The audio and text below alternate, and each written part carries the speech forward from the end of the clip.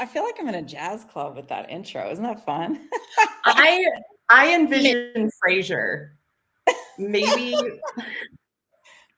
I do. It gives me Frasier vibes. Hi, everybody. Welcome, welcome, welcome. This is Ask an Agent Anything, where every Tuesday at 2 Mountain Standard Time, Renee and I have a conversation and open up the kimono, as she says, to show all the jewels and let you know what's going on in our heads, what's going on in our businesses. And literally, you can bring any question you want. We will answer it. And like I always say, we're going to be on the phone together anyway. I would be soaking in the wisdom of Renee if I didn't have Ask an Agent Anything, but I'm inviting you all into it by being here. So thank you for making us a part of your week. And Renee, what's up? How's your day going? I'm in a good mood. I'm always in a good mood, but sometimes we're not, on a scale of 1 to 10, right? It's just what the par for a course of being a human being. However, I have a dirty little secret. I'm going to be traveling soon. So this background is probably not going to be here. Next week it will be, but the week after that it will not be. And I'll let you guys in on where I will be. But the age old, at least in real estate, I don't know if in sales is, if you want to do more business, go on vacation. So I expect more business to be coming my way. Anyway, we have a beautiful, beautiful guest, Miss Lynne Davis, which Corianne and I are like, oh, the audience most likely is not going to know you, Lynne, because I know that you're not super loud on social media, but that's okay because you got a lot of wisdom. You're like the quiet assassin. And why you're on the show is because not only are you an investor at this point, and we know you from another mentoring group that we're in, but you were an escrow officer, which is so important. It's like the silent assassins, right? You are kind of behind the scenes in a deal. You're not the sexy house, you're not the big commission checks, but you are the glue that keeps these deals together. So we are so blessed to have you. Thank you for being here. Oh, thank you. The honor is all mine. I love both of you women. And I'm so excited to be here. Love it. Love it. Corianne, can you believe it? Like, people are just a yes to the show. I call and they're like, yes, before I finish the sentence. So I was like, okay, Lynne's on. Here we go. This is, I think, a special moment for me because we have had a lot of different guests come through, which has been wonderful. And they've all been so knowledgeable and so fantastic. There are few people, though, that are in my come to the fire pit circle, if you will. Like, you're in my group hug. And Lynne Davis is definitely in my group hug. I love being around this woman. And she brings some of the best questions, the best insight. And I'm excited for what this conversation has to offer today. It's just going to be good, y'all. I am too. And you know what? I also am going to keep like gloating on Lynne, and then we'll get right to her brass tacks. But one of the things I appreciate about Lynne too is she and I are probably closer to age than you, Corianne, even though, in LA, we like to say we're aging backwards, right? But I appreciate in the investor game, if you will, because I'm going to include that right in our conversation, is that agents and investors tend to be a little bit older in age and experience. It's only recently that I've seen it be more of like a young person's game. I think since social media has had a presence. What do I mean by that? Some people in their 20s are doing wholesaling, maybe not just real estate agents, but definitely on the investor side, definitely wholesaling. Like people under 30 years old are starting businesses that are other types of investment opportunities like novations and creative financing. And so even when I started, I was in my 30s. And when I started, got my license, but I looked to my left and looked to my right, and I didn't see too many people that were actually my age. And I was in a pretty young office, or a hip office, if you will, in Los Angeles. It was on the east side, Los Feliz and Silver Lake. If you know Los Angeles, you'll know where that is. And they were still, kind of older folks. So I look out to the community to see people that are closer, in age to me and experience, to also lock arms, because sometimes I think all of a sudden, like, you're looking to the left and to the right, and there's all these guys doing business, and I don't know, sometimes they're not going to say it because they're not being rude, but they're like, mom, grandma, I'm not really bro. I'm not a bro, right? So Lynne, to that, I know I'm about to go down a really slippery slope here, but I think, how has that been for you in terms of being an investor? And we'll talk about your escrow officer background, but Have you felt that at all? This is a personal question. So this is an excellent question because Okay. when you're surrounded and you're surrounded in this industry as an investor, and you're like, oh wait, hold on, what took me so long? And wait, am I too old to be doing this right now? Because everybody I'm seeing is like 20s on their phone and closing out deals, and they're in their early 20s and early 30s, and I'm like, what? Did I just crawl out of the graveyard, or what's happening? So it has been it's been a reality check for me. Like, what took you so long to get in this spot?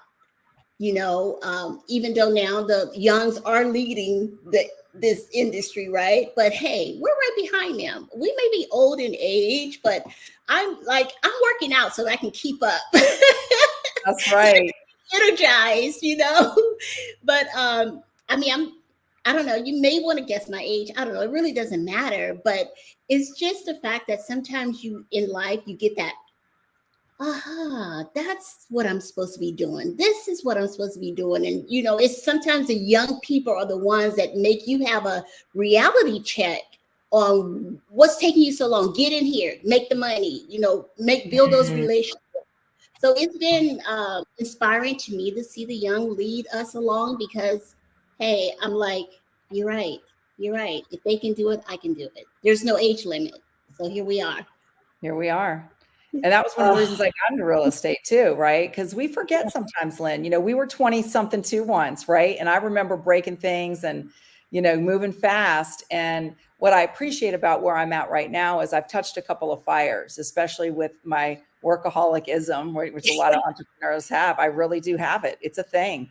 And I had to check myself, and I hurt myself because I checked myself because I hurt myself, with how much I was working. My health took a hit, my mental health and my physical health, a couple of times in my life. And so there's age and there's wisdom. I don't know if there's the chicken or the egg, but sometimes when I do look at folks who are younger, who are speaking in a certain language and using certain words, I appreciate and understand it.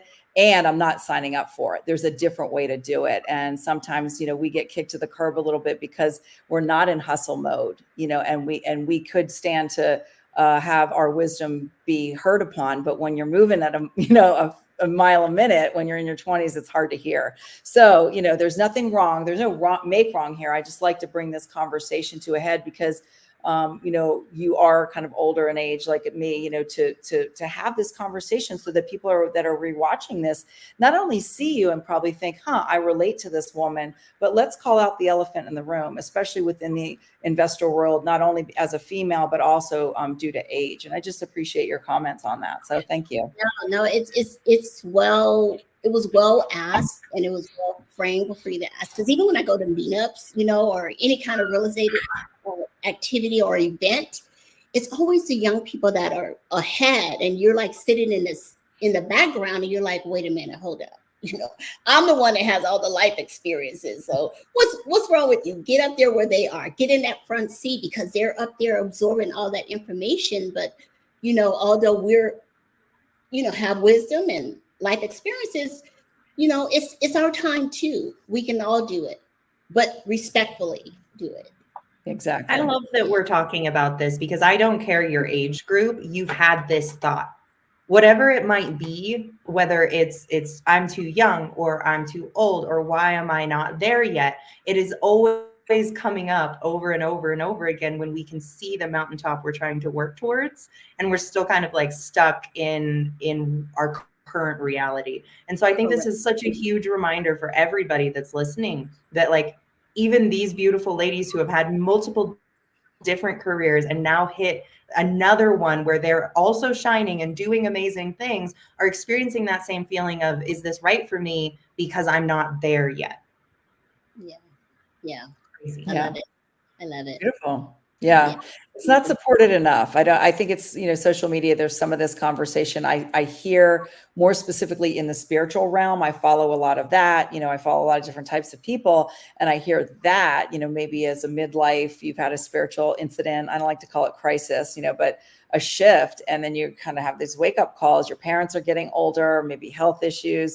And I do hear it in the spiritual circles of people that I follow, but I don't hear it in business enough. I definitely hear like the pedal to the metal, keep pushing, the languaging, grind, hustle. Who the hell wants to sign up for grinding and hustling? I don't know where that was okay. I wouldn't even signed up for it when I was 20. I mean, really, like think about the language. I'm a bit of a wordsmith. I really respect language. I really respect words. I am the geek that like looks up definitions of words because I kind of like get it right. I not get it right in a perfectionist sense, but get it right because I'm looking for the right expression. And so, you know, there just doesn't seem to be a lot of room for that.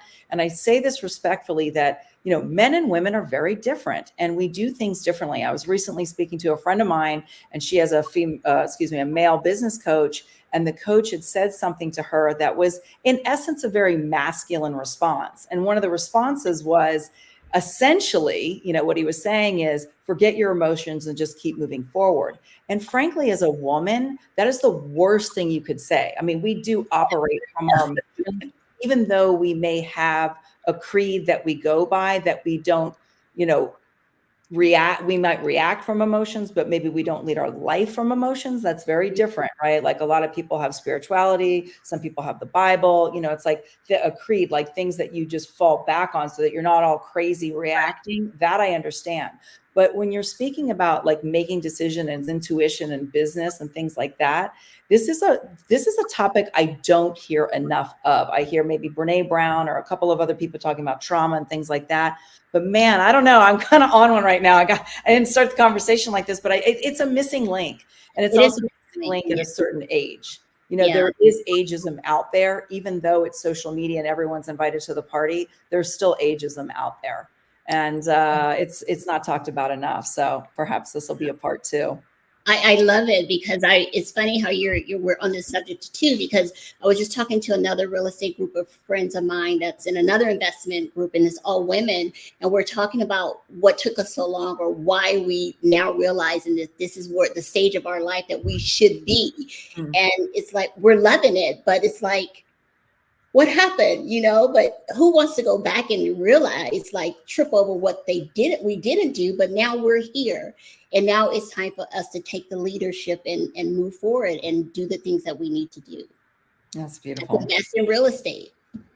I'm interested in this, and I'm going to take us a little bit around the corner, but it is connected. And the reason being is that I'm noticing that this business, whether you're coming from the investment side or you're coming from the traditional agent real estate side, is about leaning into your strengths and your community and your connections more than it can ever be about whatever advice, KPIs, numbers you need to hit, or things that you hear that work for other people.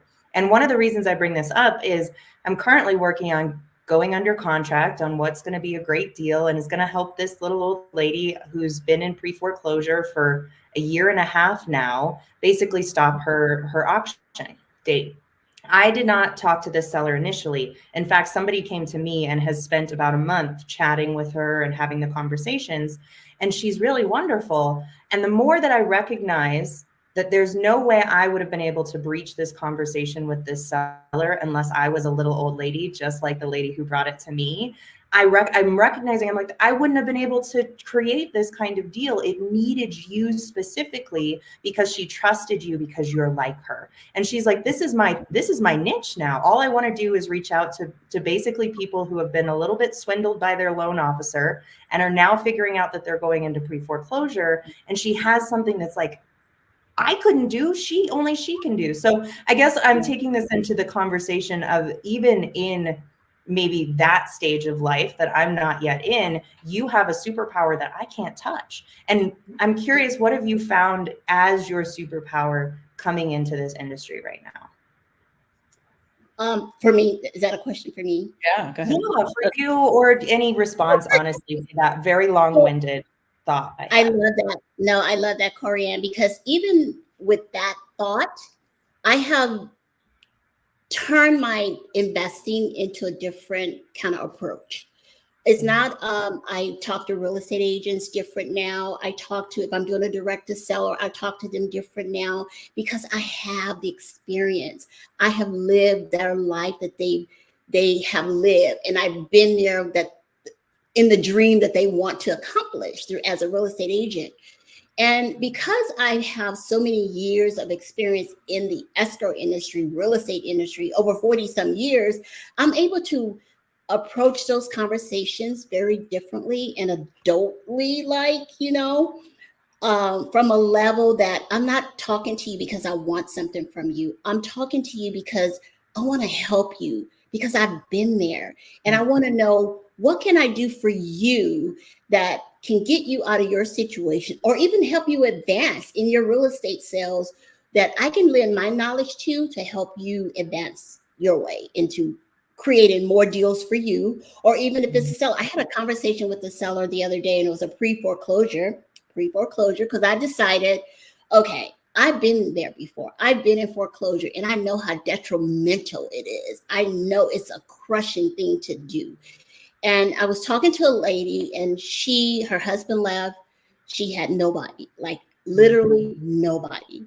And I just gave her the 1, 2, 3 steps, what should take place, what she needs to do. I would jump on the phone with you and talk to the bank to see if you qualify. You're not in this alone. So just different approaches in my business that I have decided to take because of where I am. So I love it. I'm not asking for anything. I want to give as much as I can. I wish I had figured this out when I came into the industry in 2019. I really do, because I was a very studious learner of all the books I could find and all of the guru info that I could possibly soak up. And I wish somebody would have just said, hey, the magic sauce is being helpful with what you know. Get out there and talk to some people. Because with that kind of knowledge, I think I would have gotten ahead a lot faster. And instead I fell on my face with things that just didn't fit me. I'm not an aggressive sales caller. I never will be. And it works so much better to my advantage to lean into my strengths. Yeah, I'm either. When Jamil would tell us to, how many conversations you have with agents today, I'm okay with having those conversations, but there's another group of people that need us as well. That's how I felt. And that's the direction that I decided to take in my business, is to help those that need the help the most. And those are those sellers. That's so good.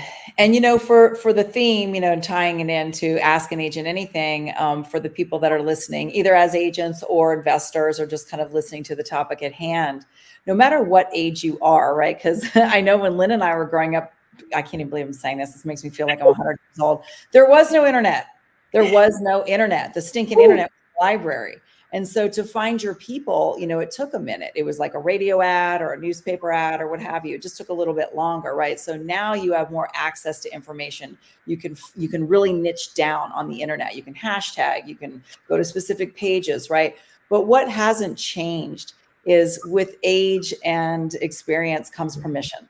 And I think the gap is shortening a little bit more, is what I hear Corianne saying, like, oh, I wish I heard that in 2019. Well, we're only in 2024. That gap is pretty short.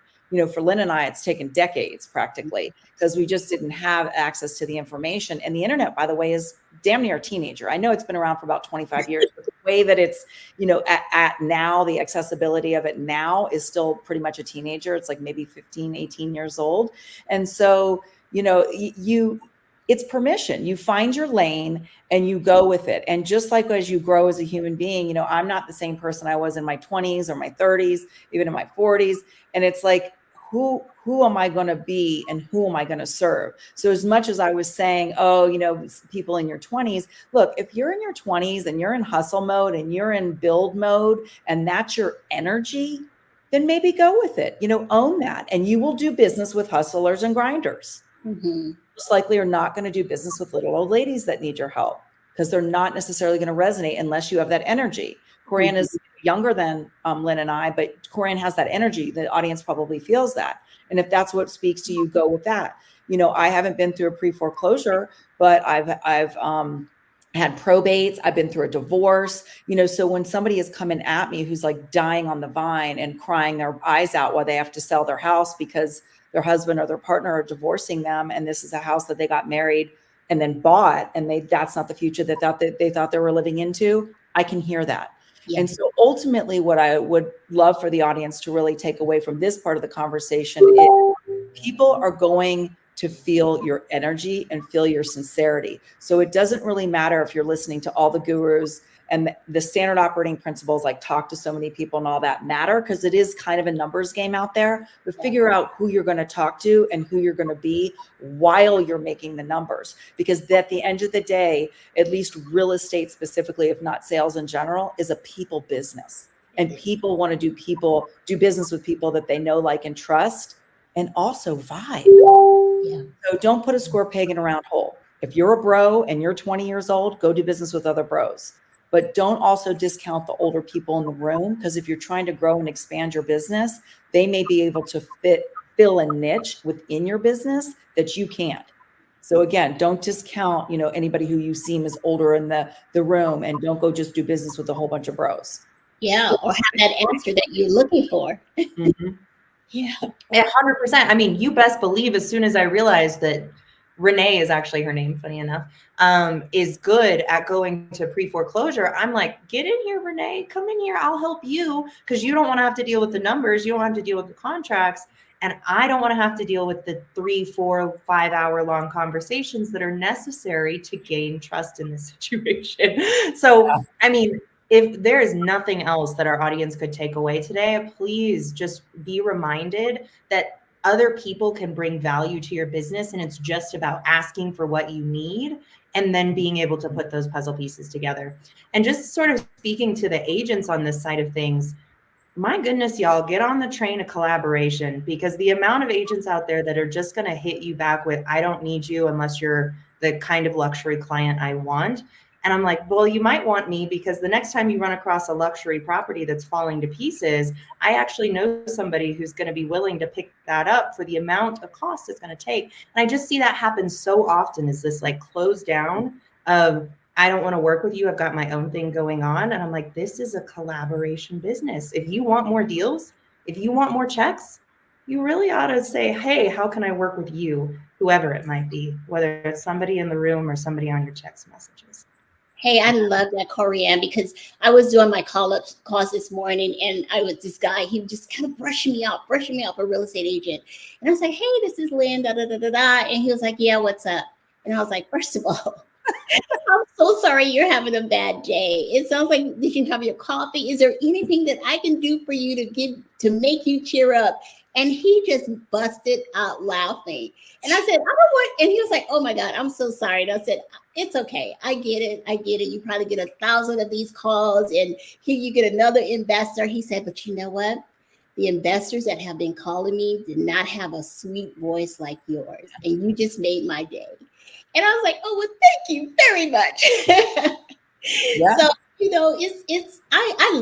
I love this business. I mean, I love talking to people, and I love picking up the phone and talking to agents.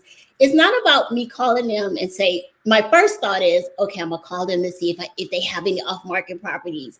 But I changed my approach because you guys are getting that all the time. So I just changed my approach to make them start off with something funny, something that I know that will work, So that's how I'm approaching talking to agents nowadays too. I love that. Oh, I do too. I really do, because I think in a lot of ways, that was one of my holdups when I got into the business, was that every response that was given to me, I internalized and I made such a big deal. And now that I move, I guess, in a more powerful way, a more internalized in flow way, somebody hits me with one of those, I hit them back with the best, funniest energy I can bring. Even if it's like, actually, funny enough, Austin got texted yesterday by an agent that said, just come fight me in the park because I'm so sick of your texts. And Austin said, he literally, and Austin was like, I don't think you want that. You're unmatched. I've got a lot of muscles, but I'll fight your other investors for a deal. And he said, oh my gosh, best answer. And then gained rapport, and they went down the track. But I would have never thought to respond that way. Oh, you don't want these muscles. And cracked the agent up and kept him going. And I think, like, to everybody, agent or otherwise, like this is the secret sauce, is enjoy your day, enjoy your conversations. And if they're not the right energy for you, onward and upward. Next. Yeah, you have to get out of that mode. Is what do I want? What do I want? And once you get out of that mode of saying, I'm going to call this agent because I want something from them, the whole game will change. You just have to meet them where they are. You know, they may not be having a great day that day, agents, but change your approach, because that approach will take you a long way.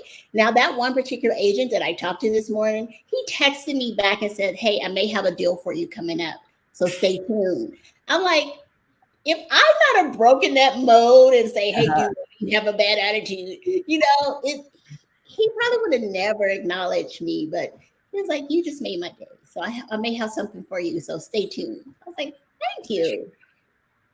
I can't even. I mean, that's the thing. And listen, you know, speaking as an agent, right, or a seasoned agent, although Lynne has been in the business longer than me, right, and worked with agents, but just to wear the agent hat for a second, you know, agents in general, we get hit up by a lot of stuff. I just had a phone call this morning from supposedly another agent gave them my name and they're trying to sell me something. And I appreciate sales. In fact, I will always stop to have a conversation no matter who's selling what. You might be selling me trying to get into your congregation. I'll listen. I want to see if you're going to sell me on it. I really swear to God, I have listened to people's pitch, right? Anyway, you know, I listened and it was a no for now, but we are getting hit up by stuff left and right all day long that people don't know.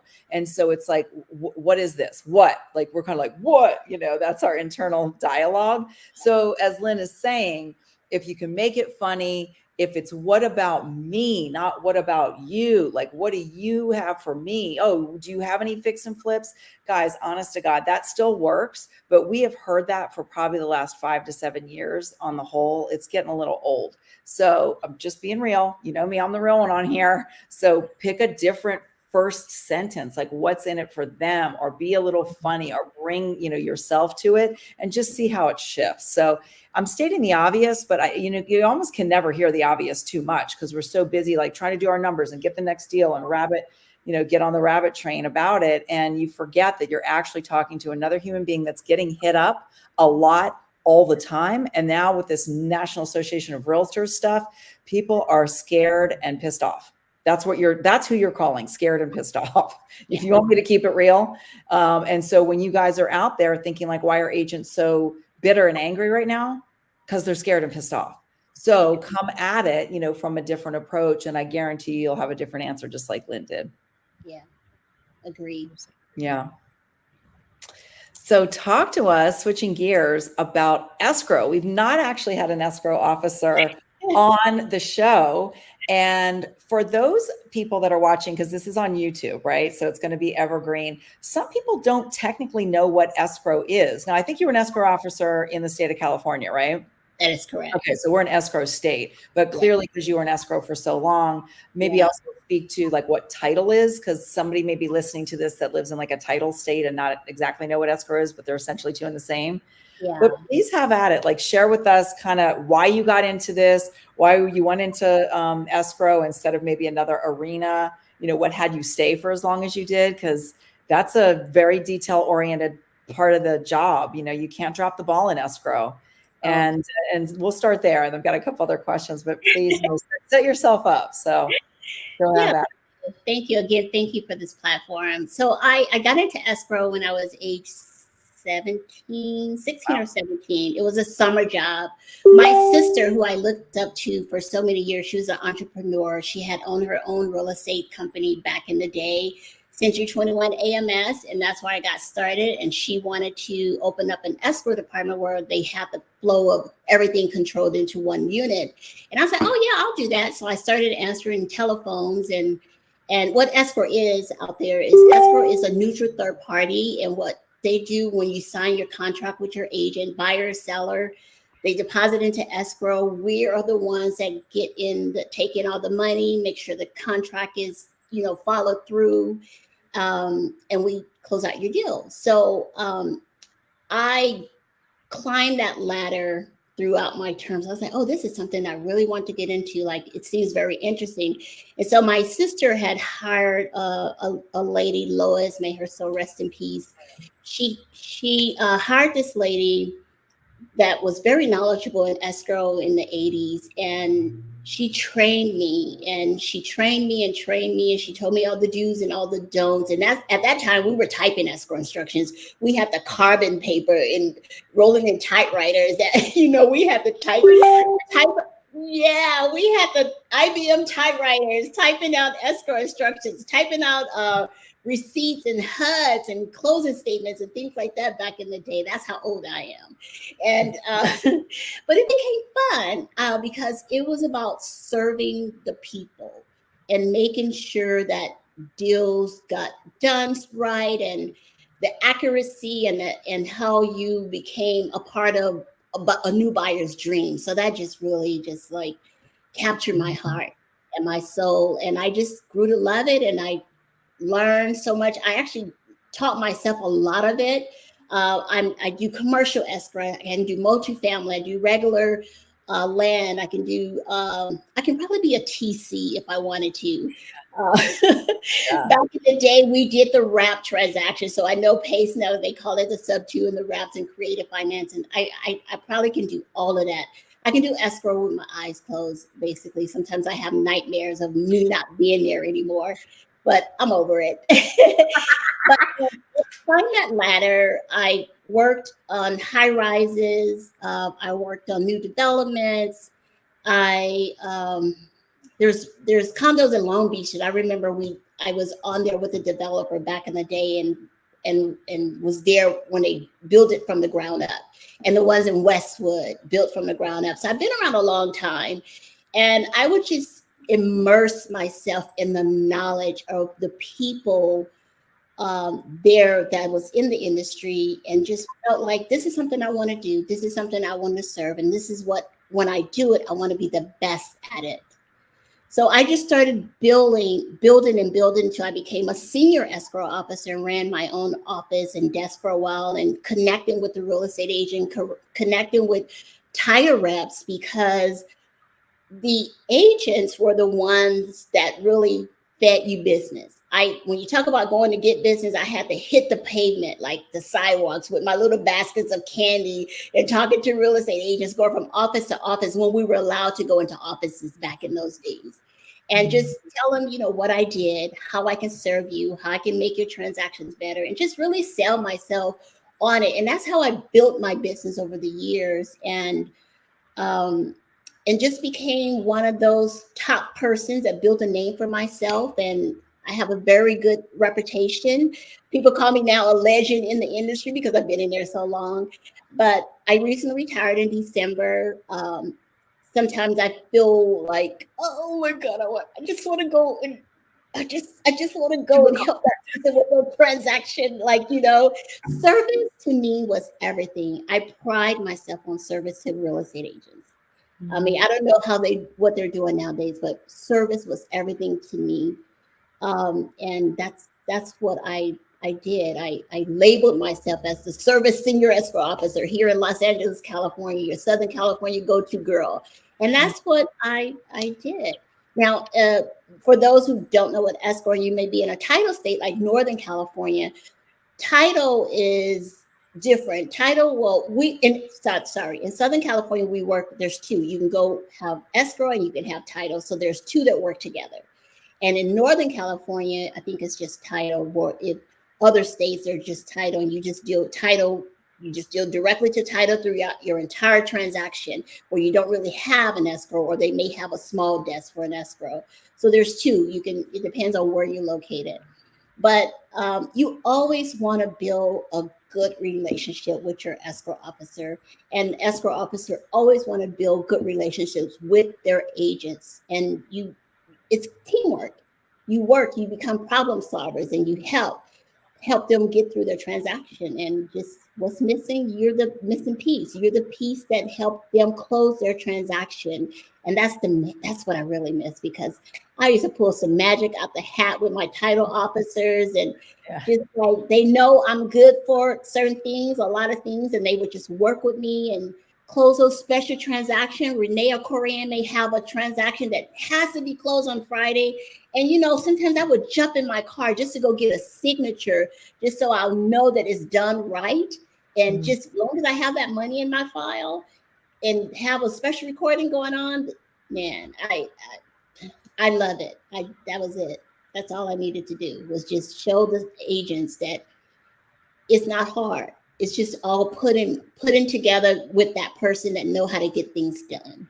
So that's what I pride myself in, service. Oh, Corianne. I love getting to hear more of this backstory. It's not one that I'm very familiar with, as I know you as an investor and a badass one at that. But I think that like that is truly like the fairy godmother, honestly, of all transactions, is to have a good escrow officer who can communicate well and can make sure that if there is a problem that you know about it and how are we going to solve it together. And to our investors out there, if you're not giving gifts, closing gifts, love, attention to your escrow officers, start now. It will change your business to have escrow officers that care about you and know that you care about them. Oh, but I also, when I got into this business, paperwork is the scariest freaking thing ever. And to see you with your eyes basically rolling back in your head with how much you love it, I'm like, who is this magic person? Tell us, when you then were making that transition, kind of what did it mean for you to start to go to the investment side? And since you had paperwork check marked off, what were some of the hindrances or some of the things that you ran across in that transition? Or was it easy peasy because of escrow? No, it was not easy peasy at all. And I will not be on here live lying. I'm checking. I actually was stuck. I was stuck because I found myself being crippled by what I knew and what I couldn't do at the time. To make the path, that transition between what I did for somebody else and what I'm now doing for myself, I couldn't move. I was stuck. I was like, I don't know what this means. Like, and I don't know what happened. It's like my brain shut down when it came to me, to actually me doing something for me. And it was not an easy transition at all. It just, I had to shake myself. I'm like, wait, what? Like, I'm really doing this. First of all, when I was doing escrow, it was so many guys I think I shared with you, or I don't know, somebody, but it was so many men doing investors in my days doing the escrow transaction. And I was like, wait a minute, how is he doing that? Wait, that's not his money. Or he would hold up the escrow they will hold up the escrow transactions, and just until they know they have to get their deposit in 3 business days after they sign the contract. But they will hold up the transaction. I was like, wait, how is he doing this? Like, and I would get on the phone and I'd say, hey, da da da da, don't you know your deposit's supposed to be in? He was like, yeah, we got this. I mean, it was just like, okay. But for me, I would say to myself, if they can do it, why can't I do it? You know, that was a wake-up call for me. And it's something I've been wanting to do for so long, and I just decided it's time. But when I finally got there, I was stuck. Mm-hmm. I don't know what it was. I told my husband I was having a mental breakdown because I couldn't take that same energy that I used to help when I was running my desk to do my own transactions. Like, what is happening? And I was talking to another entrepreneur, and he just explained to me what was happening with me is that I was doing something for so long, like 40 some years, right? I was doing one thing for so long, but now I'm transitioning to something else that has to do with, you know, my paperwork. And I just couldn't see myself. I couldn't visualize myself being that person to become what I needed to be to do this side of the business. So I had to shake myself up a few times. Man, you know, I have a lot of questions for you. And if I can just interject, you know, as a me too, that I'd been a real estate agent for, at that time when I started in transitioning or pivoting my career, for 18 years. I've been one for 19 years now. But I felt like I was in a similar situation because we joined a mentor program, and then they had one message, you know, on how to do something, understandably, because if they give you a bunch of different messages, then it's almost like FOMO and too many people are doing too many things and it can go sideways. So I appreciate that there was one message. And it felt like I had a lot more to give, or I was able to see the forest through the trees, like it was wholesaling. So, okay, you can do wholesaling this way.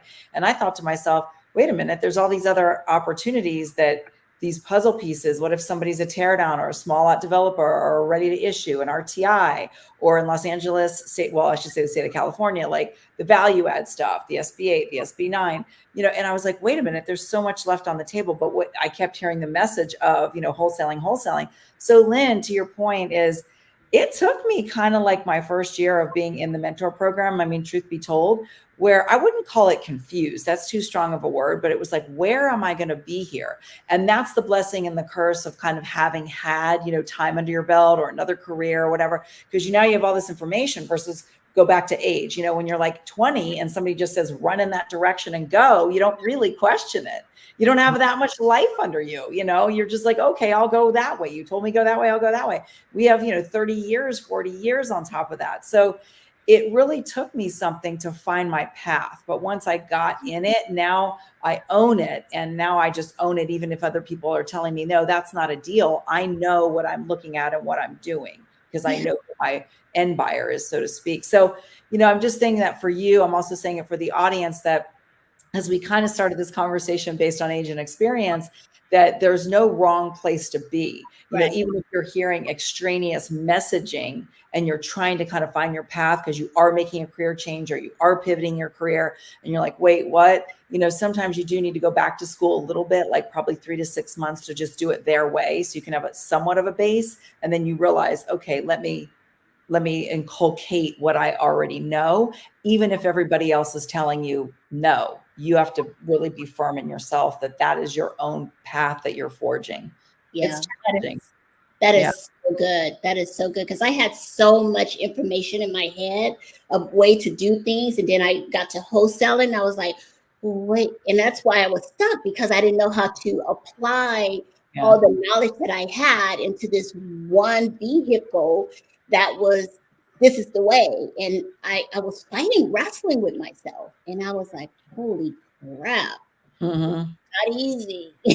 See, and the other thing that I hear in that I want to pull out, that's just kind of running right alongside it, is it's a reminder that this is a mindset game almost above all else. Renee and I talk about this all the time, but in a lot of ways, that was a moment for you to go, no, I am the investor here. I'm now the one who holds these contracts, and shifting your brain and your perspective into that and taking on that very empowering role. I think it's just a really good reminder that everybody is going to need to deal with some form of mindset to level up to your next life. It might not be real estate. Of course, obviously, all three of us love real estate. We're total nerds for it. But whatever it is, whatever that level up for you is, whatever that transition is, it's going to take some mindset work. Very well said, because I knew nothing about mindset. I was just doing the thing, although it is mindset, but I just never called it out as that. And until I had a conversation with John Galan, who is a mindset guru. I love him. And he's the one that said it, and you just reiterated, and I'm good now, but he put it all together. It's like, it's mindset. And he told me what to listen to, and it's mindset and personal development.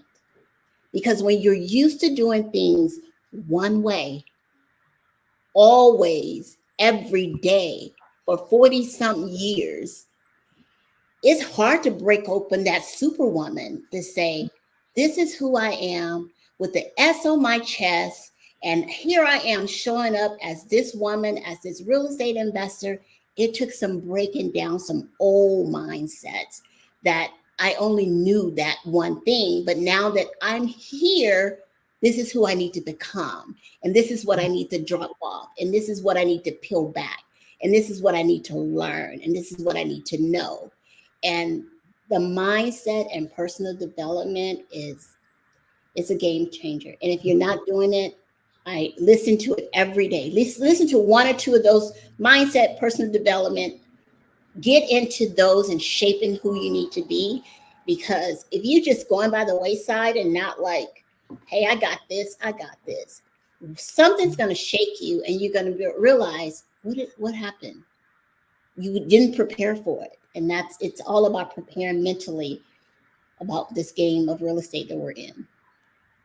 Oof. I've always said that sales, although we always talk about real estate, so I'll say real estate. Real estate is the most faith-based, non-denominational business you'll ever be in, because there's a way to do something, right? There's a guideline, just like in spirituality, there's some guidelines, right? And then there's really just faith. Are you going to believe?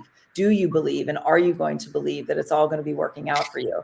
And it's real easy when things are not horrible, like I'm having a good day, right? And then the perception of what something is horrible usually is just a growth spurt. So see, it's all about a mindset. So it's challenging. I mean, when you're in it and you have an attachment to something like, oh, I need this check to close, or, you know, my client is pissed off at me and I really want this deal to go through because I don't want to lose this line of business, you know, whatever the case may be, and you're in it, it's still having that wherewithal and that ability to step back. It's like the observer observing the observed. That is a spiritual principle, right? So you're stepping back and you're observing yourself and how you're being, and then you have some command on how you're going to respond to it. In another programs, like even 12-step programs, it's your inner loving parent. You know, you really need at some point to just forgive, not necessarily maybe forget, but, you know, forgive situations, forgive yourself for not doing things, and then just move forward and be that loving parent that maybe you didn't get, or you didn't make certain decisions at certain times, and then be that observer and decide, okay, stop, wait, how am I being, and then move forward. And sometimes we need to call a lifeline, you know, keeping your inner circle really tight. Meditation is another one. You know, your inner circle is like the downloads that you get in meditation. So these are things that are not new. They're out there. Sure as heck, I didn't grow up with it, but they're out there. They're the woke conversations, whatever's going to resonate with you. Take what you like, leave the rest, but apply it on the day-to-day basis throughout the day. This is not like, oh, I just did a meme and I just did these things and I'm good for the rest of my life. This is 100% mindset is until the day we leave this meat suit, you are going to be working on it. Because it is a new level and a new devil. And so I assert that if you take on it as perception and take it on as, ooh, I don't feel good. This doesn't feel good. Why doesn't it feel good? That maybe contextualize it as a space of growth and as a space of a place to look, rather than reacting to it like that person did something, or this is so uncomfortable that I can't get out of the uncomfortability. And I'm all saying this because ask me how I know. I mean, there's a lot of chapters in my life that I've now lived through. And especially if you go through something as painful as like you, Lynne, with the foreclosure, you know, I've been through a divorce. I mean, these are like major chapters in people's lives where this is not what you signed up for. This is not how you thought this was going to go. And if you can recontextualize it and really try to find what the lesson is in it and have some heart regarding it, I think people are going to be better for it. And lastly, to forgive yourself for the person that you may have not been at that time, because you were only at the level that you knew to operate from. And I found myself too being in a lot of grief over the last couple of years. And I really ultimately think at the end of the day that I was grieving the person that I've been being in order to become the person that I am stepping into. And so if you don't actually go through the processes like Elizabeth Kubler-Ross's stages of death, you can look her up. Well, we go through stages of death for certain things, breakups, job changes, friendship changes, all of those stages. When you look that up, apply. And if you actually, you know, look them up and kind of apply through that, I think it'll help you maneuver and manipulate through how some of these emotions are when they show up, and they're not bad and wrong, and don't wish them away. Because there's a lesson in all of it, even though it's so uncomfortable and hurtful. Yeah. Man, it's the uncomfortability in those things that make you become that powerful person that you've always been. I've looked in the mirror several times since my retirement and said, I forgive you. I forgive you. I forgive you. Because nobody in my family is like, they're not wealthy. You know what I'm saying? I'm just going to be real. Nobody told me anything. Nobody gave me a roadmap. My oldest sister is the one that I looked up to all my life, but she's only one person. So it's like, it's not a trickling effect in my family. So I decided, hey, I'm going to be that generational curse, to break that generation curse, no matter how old I am. I forgive me for not having the knowledge to know what I need, what I know now. But now it's game on. Woo! Everything you're coming from, if you could just, slap the subscribe button and the like button, because honestly, these ladies, you guys are bringing the honest, real truth in regards to what this feels like when you're coming into a new career. And for myself, I again believe I would have gotten here a little bit faster if I had let go of the person that I was mourning a little bit quicker, because I had an assumption as to who I should be when I grow up and what that should look like. And by being willing, and believe me, willing is not the right word. I was more like grabbing the pin back from God over and over again. But as I've learned to hand the pin back over, the chapters keep getting better and better. And I'm like, oh, I'm so glad I didn't close the book 2 chapters ago, even though I didn't like where I thought we were headed, because my goodness, you're showing me an even more beautiful story. So I'm so grateful for you ladies. I'm so excited to see that and be reminded that even though I just went through it and it felt exhausting, that I'll probably go through it again in 10, 20 years, whatever that looks like, over and over and over again, if I'm willing to continue to grow. Yeah. Yes. So great. Yeah. So good. So good. Yeah. I know you guys thought you were getting a grow conversation. We do have some questions, Corianne. So yeah, throw them up. All right, let's go to Yoli. Hi, Yoli. Thanks for being here. Can you explain the pros and cons of signing an exclusive contract with an agent as an investor? Renee, do you want to take this one? Because I can also go on a ramble. Yeah, I'll keep it quick. I think the pro is that the agent feels like they're not going to get paid. At the end of the day, the agent is just really protecting their potential paycheck. They're probably thinking of that first, to be honest with you. And second is they don't necessarily want that property to go all over the internet if possible. They're trying to keep it as a pocket listing for a reason. Just because something's off market doesn't need to be that it's announced on every, Facebook investor group, but that's a little bit more challenging to keep under wraps. So I think the pros are that you have some level of exclusivity with that agent. And if you're really trying to create a relationship, an ongoing relationship, and you treat real estate like a craft, not like a transaction, then you are showing the agent that it's okay. I trust you. I trust the process. No problem. With the caveat being I can't sign, say, a buyer broker agreement for every property that I'm going to look at, but I have no problem signing it for 123 Main Street that you sent me. The cons, I don't know that there is a con, to be honest with you. If you're just signing an agreement for one property, then what does it matter? I mean, if that is the listing agent, then let it be so.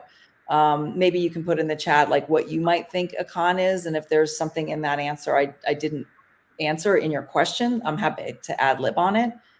But hopefully this is going to get more and more intense as a question. Like I expect to answer it on every Ask an Agent Anything until we're well into the 50th episode, because it's actively changing. And you're right. You're already up against people who are scared and trying to figure out how they're going to maneuver in that. But guess what? Some brokerages recently have now required in their brokerage documents that they cannot share a property unless it's on the MLS or there's an exclusive contract signed, which is now a new kind of level that agent's having to think of. Specifically, that's Compass, by the way. If they're with Compass Realty, they're going to require something be signed before they even show you an off market, which used to not be a legal thing, but now for that brokerage, it is.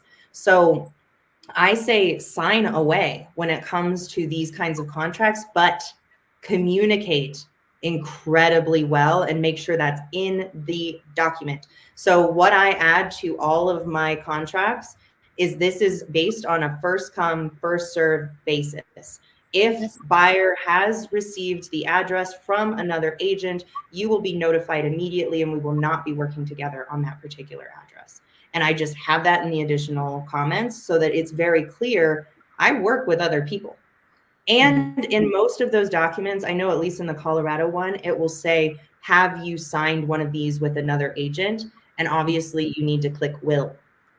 Yes, I have, or I will, or I'm not only just working with you unless you're bringing me a contract first come, first serve. And hope that Yoli too, and for the rest of the audience, just have some flexibility regarding this because we're all out here. I mean, even NAR is not even really sure what's what. I just saw this morning that it was supposed to be August 17th. Now it's the middle of, I can't remember the date, but middle of September, that then all brokerages will then need to instigate or, so like it's a little bit of a moving target. So, one of my famous last words is don't get mad, get creative. Right. So guys, this is it. This is monumental. I mean, NAR has never done this. You can pound sand, you can kick and scream, punch the pillow, do what you need to do. And the truth is this train has left the station.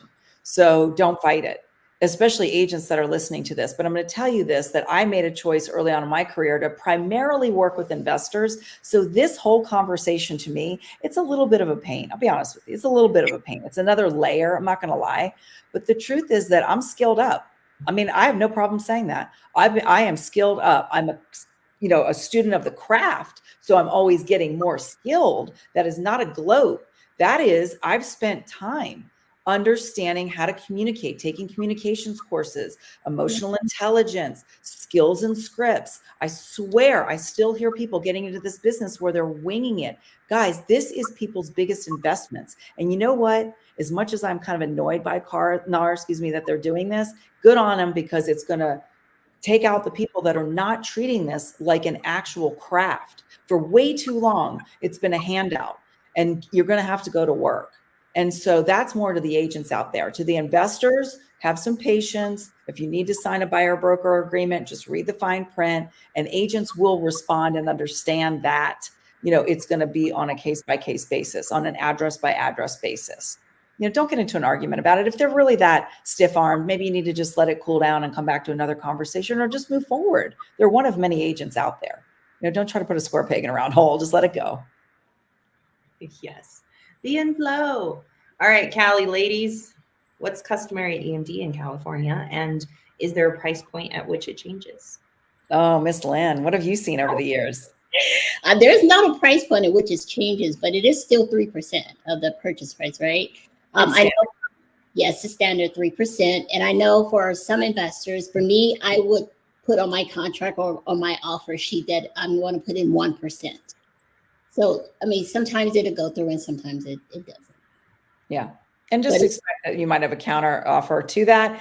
And the success in life, as in business, get ahead of something. So, if you don't ask, you don't get in life. If you want to put down 1%, put down 1%. It's customary, if you're going to be working with agents, that we are trained, and it's very customary to put down 3%. And the reality is that the sellers really make the decision, but the listing agents are the ones that are at the velvet rope.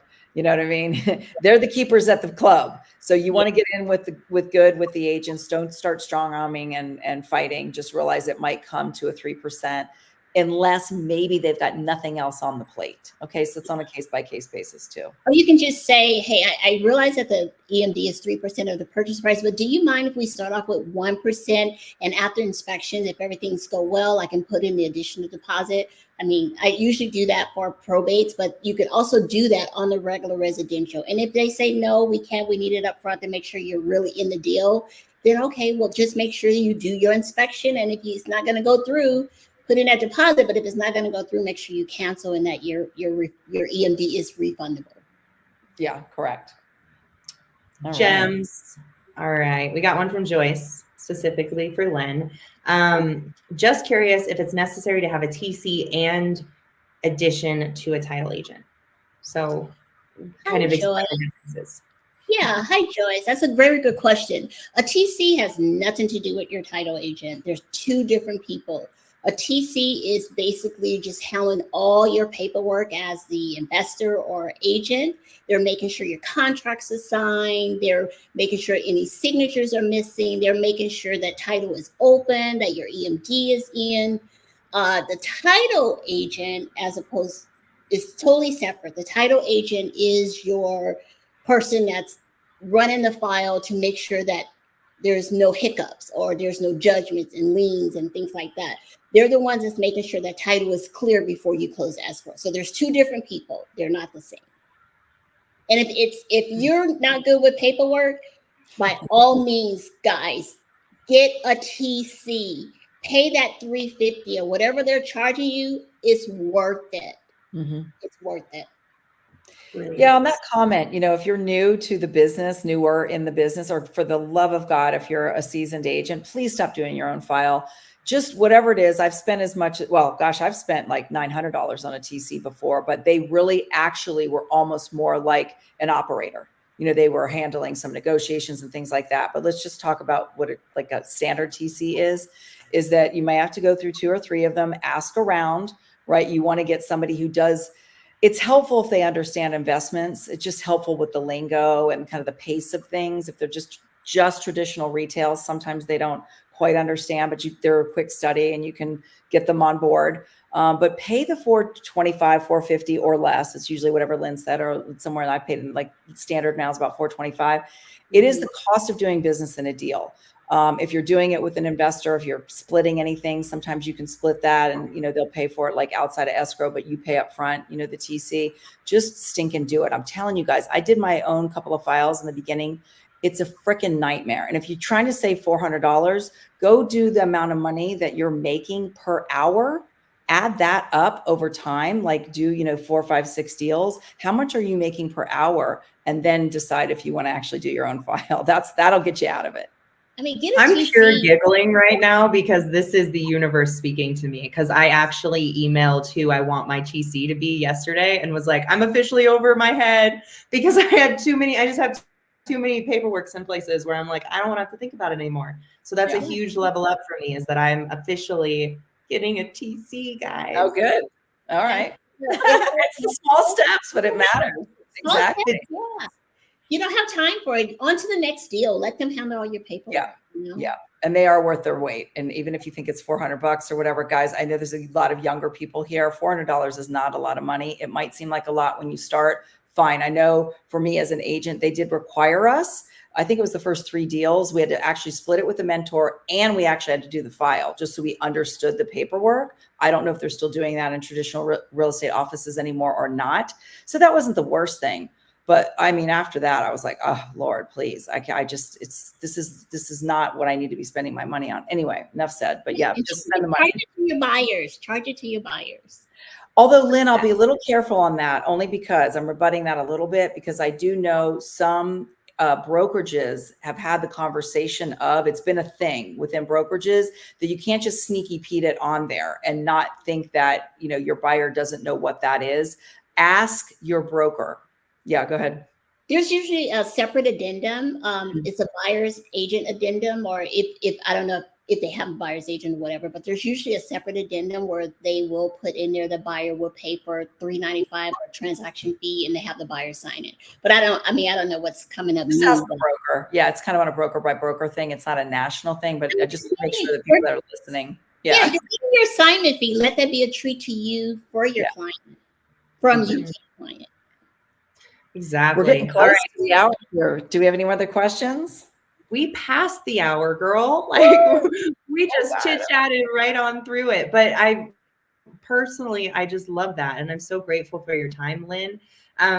Everybody that showed up and brought questions and engaged with this conversation happens for you. So thank you for showing up here. Please make sure and bring a friend next week. We've got a long list of some amazing guests. We're going to keep bringing the hits. So we'd love to see you guys again next week, and then hopefully bringing a friend. Now, but before we get out of here, I'll slow my roll. Lynne, how can they get a hold of you? How can they work with you? How can they bring you value? And what are you looking for, Miss Lynne? Because you're doing more investment deals right now. They could probably reach out on a couple of escrows, but that's not really your life anymore. So tell us. Slowly but surely, I'm doing my investment deals, but I'm learning more as I go. But yeah, I mean, my email is lynne@themlpgroup.com. And my phone number that I have is 424-235-0612. Sorry, I have to look at my Google number. That's 424-235-0612. And what are you looking for? What kind of investments? Because you live in California, but tell me what's going on. Where are you I'm living in California, and I'm learning. I'm doing all over Southern California. I'm looking for the next best deal that I can get a hold of from a real estate agent or direct to seller. I've been reaching out to sellers. I've been trying to learn more about probates. I thought I knew everything, but there's some new laws that are in. So I'm skilling up in my probates and my foreclosures. So I'm taking classes on those so I can be a little bit more knowledgeable in those areas. Amen. How fun. And Lynn and I are in each other's backyard. So as soon as our schedule permits, I think we're going to go on a hike to the Hollywood sign, which I threatened people with before. So if anybody's listening to this in the fall when it's not so hot, I think make it up to the Hollywood sign because it's so cool. That's the best real estate in town. Woo! You get 360-degree view of the city. So might be worth flying in, Miss Corianne. All right. I'm definitely on board for that, for some California sun and love. Guys, you are amazing. I hope you have a great rest of your day. And to our audience, keep kicking butt. Get out there. Have the conversations. Get people to know, like, and trust you. And then the rest will attract your direction. Amen to that. Miss Lynn, love you. Thank you guys so much. I appreciate it. Bye, Corianne. Bye.